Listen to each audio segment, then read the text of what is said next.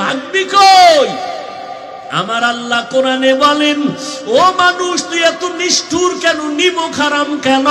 সুম্মা কাসাত কুলুবুকুম মিন বাদি যালিকা ফাহিয়া কাল হিজারা আও আশাদ্দু কাসওয়া ওয়া ইন্না মিনাল হিজারাতি লামা ইয়াতাফাজ্জারু মিনহুল আনহার ওয়া ইন্না মিনহা লামা ইয়াশাক্কাকু ফায়াখরুজু মিনহুল মা ওয়া ইন্না মিনহা লামা ইয়াহবিতু মিন খাশিয়াতিল্লাহ ওয়া মাল্লাহু বিগাফিলিন আম্মা তা'মালুন। কোরআনের আয়াত অস্বীকার করবি কিভাবে রে বাবা? আল্লাহ বলে, দেখ তোদের কলবটা তো নষ্ট হয়ে গেল কেন? অথচ আমি মাওলার আযাবের ভয়, ওরে পাথরের থেকে কান্নার পানি তাকাইয়া দেখ। আমার আল্লাহর কোরআন বলে, আল্লাহর আযাবের ভয়ে, জাহান্নামের ভয়ে পাথর কাঁদতেছে। ওরে তুই জাফলং সিলেটে গিয়া দেখো পাথর থেকে ঝর্ণা বাহির হয়ে পানি পড়ে না। আল্লাহর কোরআনের আয়াত বলে কান্না করে জাহান্নামের ভয়ে। কারণ আল্লাহ সূরা তাহরিমে বলেন, মানুষ আর পাথর দ্বারা জাহান্নামের আগুন জ্বালানো হবে। ওয়াকুদুহান নাসু ওয়াল হিজারা, আল্লাহ জাহান্নামের আগুনের ইন্ধন বানাবেন মানুষ আর পাথর। ও আল্লাহর বান্দারা, কিছু কিছু পাথর অনবরত কাঁদে, আবার কিছু পাথর আছে আল্লাহর আযাবের ভয়ে ফেটে যায়। আবার কিছু পাথর আছে আজকে গিয়া সকালে দেখবা সিলেটের পাথর এই জায়গায়, কালকে দেখবা আর এক জায়গায়। 10 জনে ধইরা যেই পাথর সরাইতে পারে না, ওই পাথর নিজে নিজে দেখবা আজকে এক জায়গায়, কালকে আর এক জায়গায়। আল্লাহ কোরআনে বলেন, মিন খাশিয়াতিল্লাহ, আল্লাহর আযাবের ভয়ের ভিতরে কাজ করতেছি। একটা পাথর যদি আল্লাহর ভয়, আযাবের ভয়ে কান্না করে, ও মানুষ তুমি এত নিষ্ঠুর কেন? তোমার চোখে কেন পানি আসবে না? তোমার নবী কানলেন, তোমার কলিজার সাহাবায়ে কেরামরা কান্না করলেন। ও নবীরা আশিক উম্মতের দল, জান্নাতের টিকিট পাইয়া এত তাদের ইলম, এত আমল, এত তাকওয়া, তারপরেও যদি তারা কান্না করেন, তোমার কপাল এত খারাপ, নিজেও কান্না করো না, কেউ যদি কান্না করে তাও পছন্দ করো না। অথচ আল্লাহর কোরআন বলে, ফালিয়াজহাকু কালিলা ওয়ালিয়াবকু কাসীরা, কম হাসো, বেশি বেশি কান্না করো। বেশির কোনো সীমানা নাই যে তুমি 2 বছর কাঁদবা, দৈনিক একবার কাঁদবা না, কান্না করো। নূহ আলাইহিস সালামের কান্না, ইতিহাস পড়ো, এত কান্না যে আল্লাহ, নূহ নবীর নাম হলো আব্দুল গফফার। নূহ নবীকে কোরআন শরীফে আব্দুল গফফার বলে আল্লাহ ডাকেন নাই, নূহ নবীর কান্নার শব্দ দিয়া ডাকছেন। আল্লাহ ডাকছেন, ইয়া নূহ, ও কান্নাওয়ালা গোলাম। কান্নাওয়ালা শব্দ দিয়ে আমার নবীরে ডাকলেন।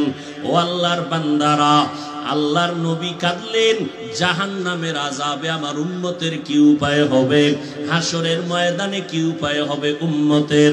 ও আল্লাহর বান্দারা, হেদায়েতের মালিক আমার আল্লাহ।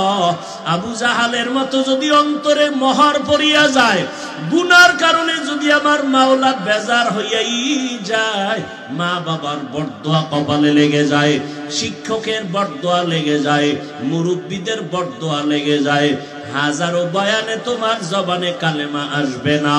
আর ওমরের মেজাজওয়ালা যদি কেউ হয়, গুনার বোঝা নিয়ে প্যান্ডেলে আসিয়া হঠাৎ করিয়া মরণের কথা, আযাবের কথা স্মরণ হলে কান্না করবে আর বলবে, ও দয়ার মালিক, জীবনে শয়তানের ধোকায় পড়ে কত অপরাধ করে ফেলেছি। আমার অন্যায়ের খবর আমার মা বাবা ভাই বোনেরা কেউ জানে না। ও আল্লাহ, আপনি জানার পরেও রাগ করে পানি বন্ধ করেন নাই, খানা বন্ধ করেন নাই, সম্মানের জায়গা থেকে ফেলে দেন নাই। আজকে তওবার নিয়ত করলাম, মা বাবারে কষ্ট দিয়া কত অন্যায় করেছি। ও যুবক, ওই মা বাবার দোয়া ছাড়া সামনে আগাইতে পারবা না। উলামায়ে কেরামের পরামর্শ ছাড়া সামনে আগাইতে পারবা না। পিছনের গুনার কথা স্মরণ করে চোখের পানি ছেড়ে তওবা করো। আমার মাওলারে অন্তর দিয়া বলো, মাওলা জীবনে তো গুনাহ কম করি নাই, আজকে থেকে তওবার নিয়ত করে ফেললাম, কোন দিন মরণ হবে জানা নাই, আর নামাজ ছাড়বো না, রোজা ভাঙবো না, উলামায়ে কেরামের বিরোধিতা করে গুনাহগার হব না, মা বাবার দোয়া নিয়ে চলবো, নবীর তরিকা মানিয়া চলবো। তোমার আমার মতো যুবক যদি নবীর তরিকা মানিয়ে স্কুল কলেজে পড়তে পারে, তুমি কেন পারবা না? তোমার মতো যুবক যদি নবীর আদর্শ মেনে নামাজ পড়ে গাড়ি চালায়, তুমি কেন পারবা না? তোমার মতো যুবক যদি চাকরি করে, ব্যবসা করে, নবীর তরিকা মানিয়ে, তুমি কেন পারবা না? আল্লাহর কাছে হেদায়েত চাও। ও আল্লাহর বান্দারা, জাহান্নামের ভয়ে কত জনার চোখে পানি, মোনাজাতে কত বান্দা কাঁদে, তোমার চোখে পানি নাই কেন? তুমি মনেরে বুঝাইও তোমার উপরে আমার আল্লাহ বেজার, এই কারণে তোমার চোখে পানি নাই। চোখের পানি ছাড়া জাহান্নামের আগুন ঠান্ডা করার কোনো কায়দাই নাই। অতএব চোখের পানি ছেড়ে আল্লাহকে ডাকিও, কাঁদিও।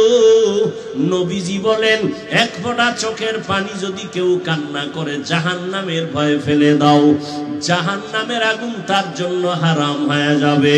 আল্লাহর কাছে তওবা করে নাও রে যুবক, ও বৃদ্ধ বাবাজি, পর্দার আড়ালের মা বোনেরা, আল্লাহর কাছে তওবা করেন। মরিয়া গেলে যাব, হায়াতের মালিক, রিজিকের মালিক আমার আল্লাহ, আর নামাজ ছাড়বা না রে বাবা। অন্তর থেকে তওবা করো।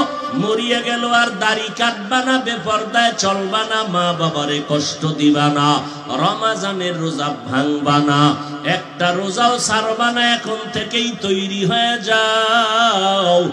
রোগ থাকলে আমার আল্লাহরে বলো, আল্লাহ রোজার বরকতে আমারে সুস্থ করিয়া দিও, একটা ফরজ রোজাও আমি ভাঙবো না।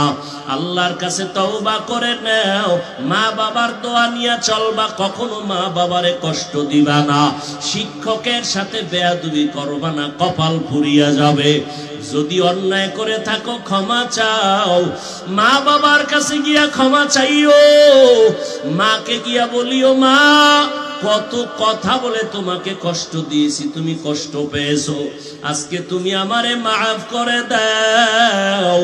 আজকে ওয়াজের প্যান্ডেলে কত যুবকেরা কাঁদলো মোনাজাতে, আমার চোখে পানি আসে নাই কেন?